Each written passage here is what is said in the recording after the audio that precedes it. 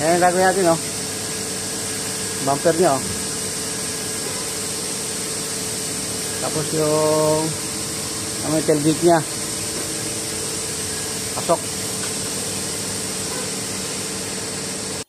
Guys, ang ating gagawin, yung bumper niyan, tatanggalin natin. At malaki yung tama niya. Papalitan natin siya ng bago.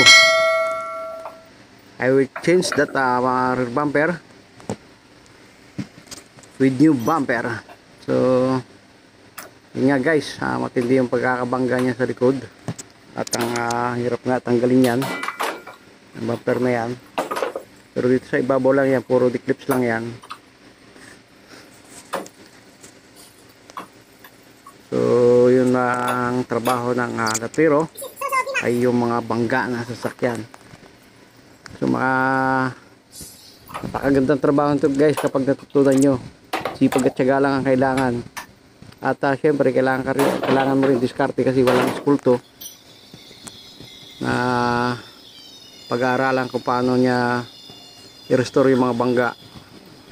Maliban lang dun sa mga papalitan ng parts kagaya ng mga pinto, yun, madali lang yun. Pero kapag may tama yung bawat paglalagay ng mga pinto, so kailangan siyang alignment, kailangan siyang batakin kagaya niyan. Babatakin ko muna yung bumper niya sa likod para kasi yung pagkakatupi niya doon sa pinagkakapitan niya ng yung tornilyuhan ng bumper, so na-fold yun. So kailangan ko munang batakin para hindi mahirap pagtanggal ng tornilyo.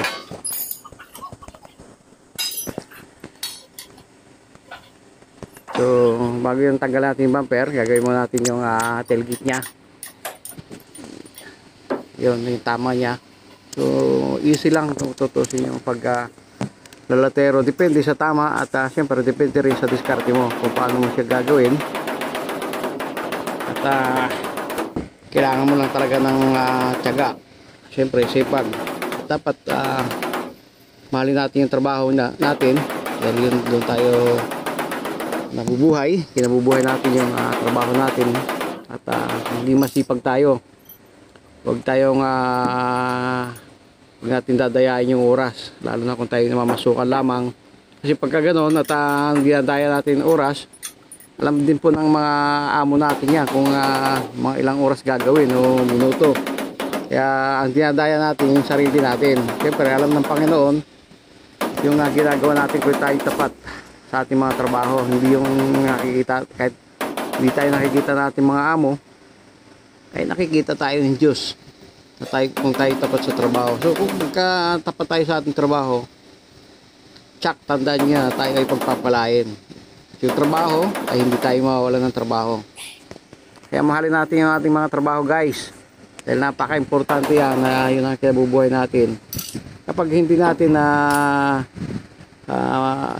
inaayos yung trabaho natin at dinadaya natin yung trabaho natin, yung sarili natin, yung oras, kapag dinadaya natin, syempre kahit ikaw ba naman, kung ikaw ang may-ari at ikaw ang nagpapasweldo, abay hindi na kita kukunin sa susunod kung dayain mo yung oras ng trabaho mo. Kasi syempre yung bilang may-ari ang nagpapasweldo sa'yo, ayaw niya rin malugi.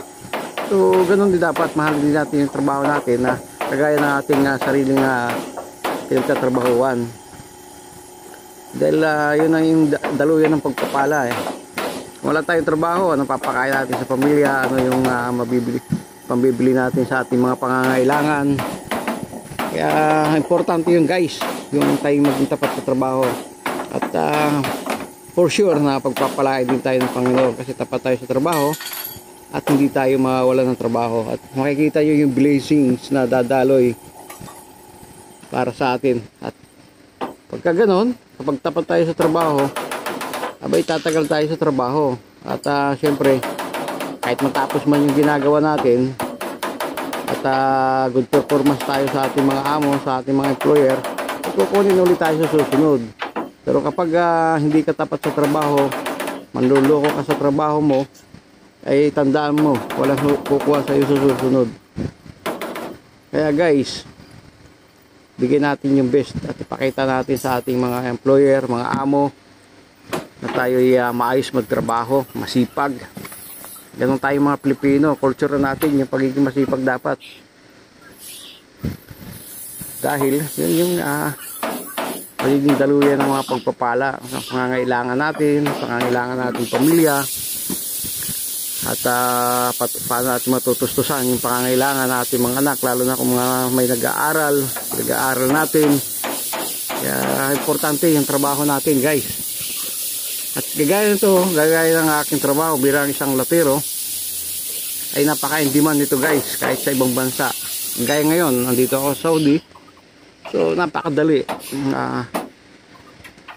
Madali kang makakapasok. At saka kahit sa Pilipinas, in-demand yan, guys. Kahit saan ka pumunta, hindi ka mawawala ng trabaho niyan.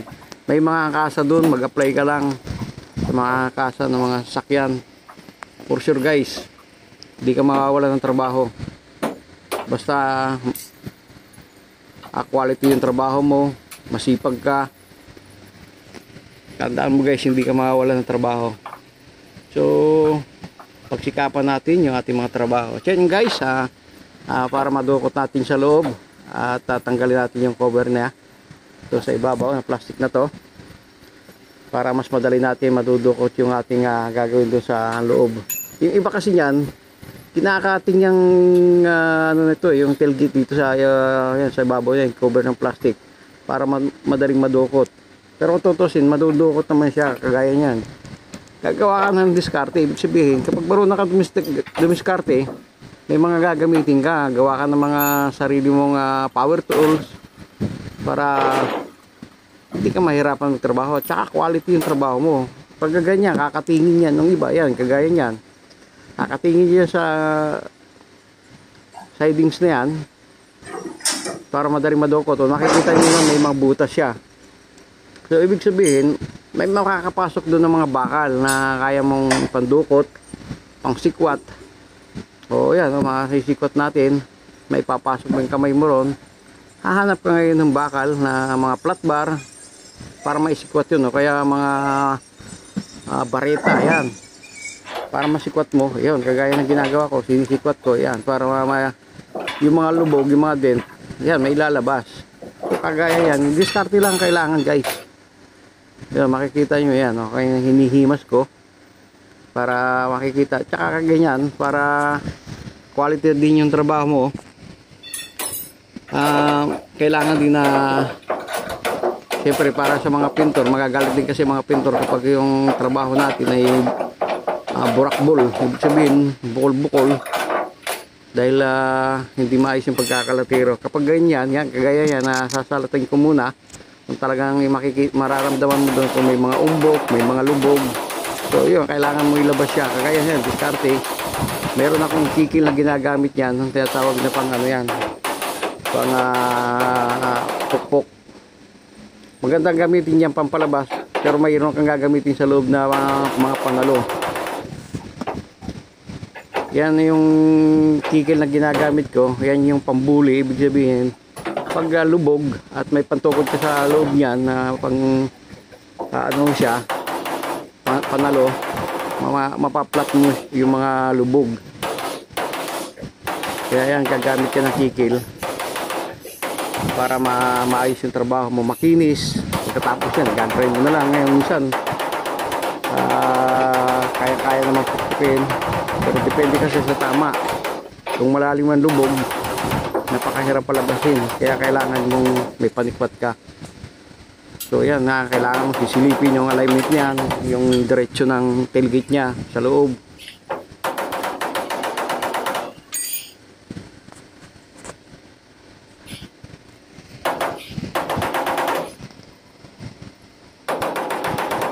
Yun, at kita pa yung pinupukpok ko yun ng patutulis. Yan yung mga bukol-bukol na pwede mong gamitin yung tulis ng martilyo. At kailangan kakapay mo talaga siya maigi para mararamdaman mo kung saan yung may mga lubog-lubog. At yun ang ano mo, lalatiruhin mo. Yan yung bubulihin mo ng kikil para maplat yung mga lubog-lubog, yung mga bukol-bukol, pupukpukin mo siya. So at yan nga guys ang ating trabaho na dapat natin pagmalaki, ating mga trabaho. Hindi man yan guys, hindi lang dito sa Saudi, maging sa Australia, sa ibang mga bansa,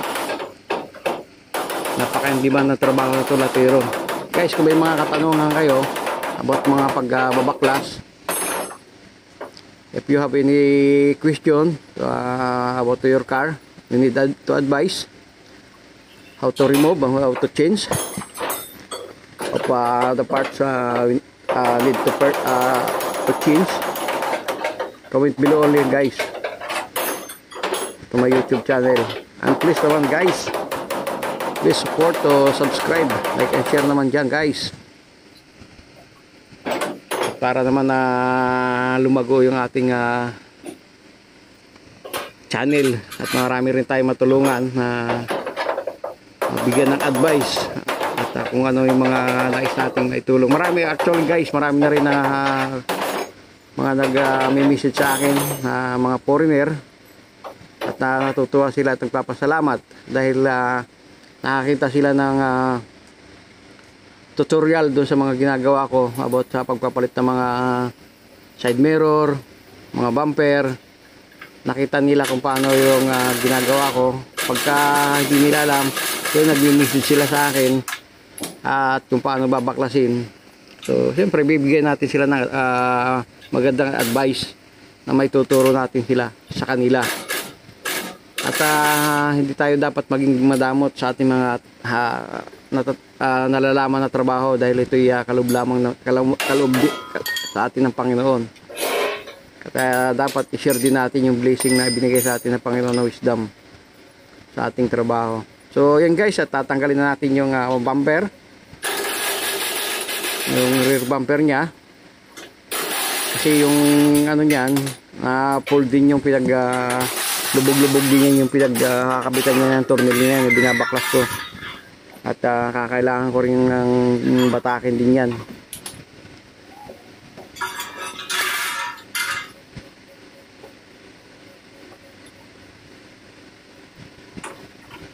Yun, tanggalin natin yung mga tornilyo para madali natin mapukpok yung pagkakalubog-lubog yung pinaglalagyan ng bracket. Ayan, at pinupukpok ko guys. Pero matibay yan, makapal. Tapos kasi may double yung ano yan, kaya hindi basta-basta mapupukpok dahil napakatigas ng lata nya. So pero ang kailangan lang dyan guys, diskarte kung paano mo siya magagawa ng maayos.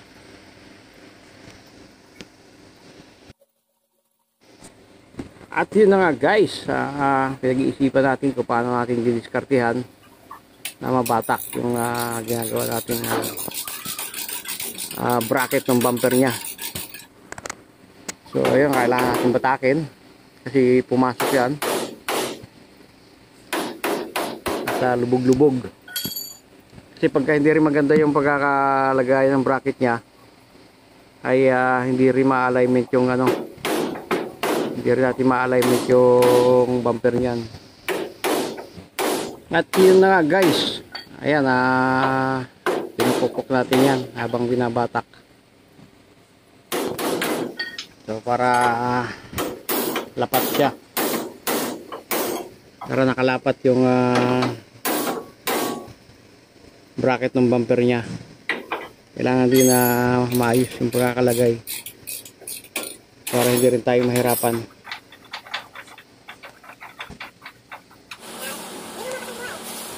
So ngayon na guys,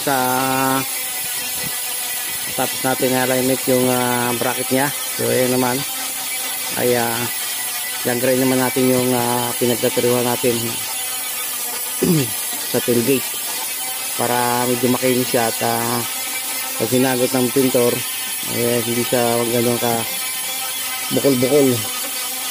So yung mga nagbakbak na pintura, kailangan kasi sinasagad halos yan para kapit yung masilya niya, para pag pininturahan hindi siya kukulo. So ayan nga sa likod ko, ayan yung pintor niyan at waiting na siya. Wala na rin ginagawa. At masipag din na pintor yan.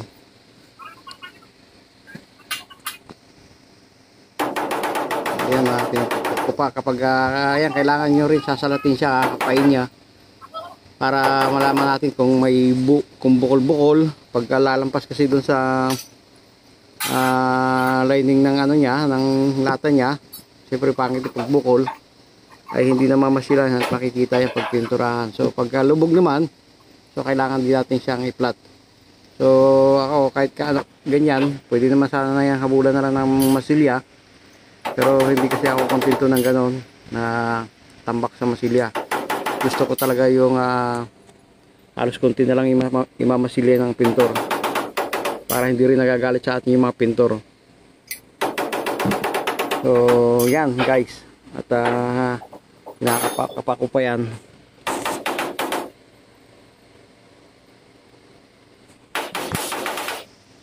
At yun nga guys, ngayon kailangan kong painitan siya kasi magalaw-galaw yung ano, yung yero, yung lata niya. So pagkatapos ng painitan, dapat babasahin mo siya ng kuto na may tubig. Pampatigas din ng lata yun. At pampatibay. So yan, hinalog-alog ko kung gagalaw-galaw pa.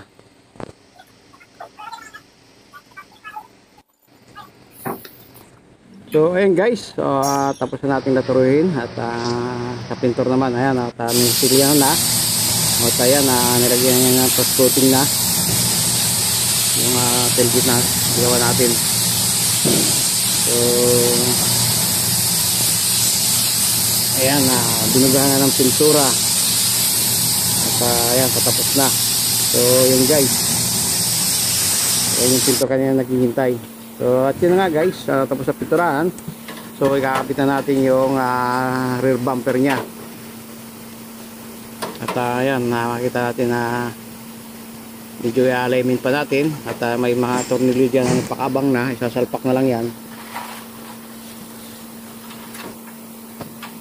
Ayan na guys, kinakabit na natin yung bumper nya. So medyo alignment pa natin yan. Yan, kakabitan natin siya ng tornilyo. Yan, ikutan na natin yung mga tornilyo nya. Tapos para mailagay naman natin yung left and right nya na bumper. Yan, plastic bumper nya. So kagaya yan, ang bumper nya hiwa-hiwalay. At medyo i-alignment pa natin yan. Kaya hindi rin basta-basta yung pagkakabit ng bagong modelo ng Isuzu. Kasi hindi siya pwedeng ikabit ng assembly itong bumper ng Isuzu. Kaya mahirap din. Hindi kagaya ng mga Navara, mga Nissan Navara, na yung bracket niya kasama na doon sa bumper, so nasa ilalim siya, papasok sa ilalim at matutornilohan siya. Ito kailangan unahin mo muna yung steel bar nya, steel bumper nya, bago yung mga plastic bumper nya. Kaya hiwa-hiwalay. So hindi mo may sasalpak din kagad ng maayos. Kailangan mo rin lahat i-alignment isa-isa. So yan guys, habang ina-alignment natin, so di-clip lang yan. Kaya lang syempre may mga alignment din siya na kailangan iayos. At yun na nga guys, tapos natin ikabit yung rear bumper nya. Yung tail lamp naman ang ating papalitan ng bago, kasi may tama rin, may basag din yan. So isa natin pinalitan. Yan, yung pagka-assembly siya, tatanggalin mo lang yung pinaka-plug niya sa ilalim para isang buo na siyang papalitan. So ayan ang plug niya nasa ilalim, yung socket niya.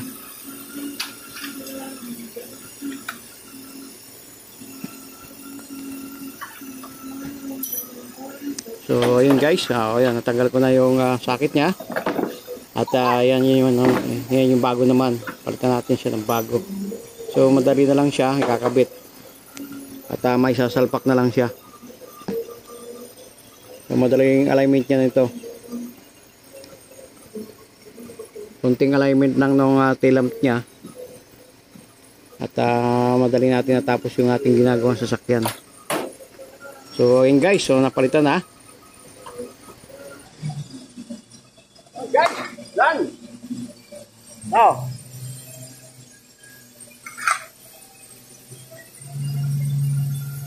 and ang Isuzu D-Max.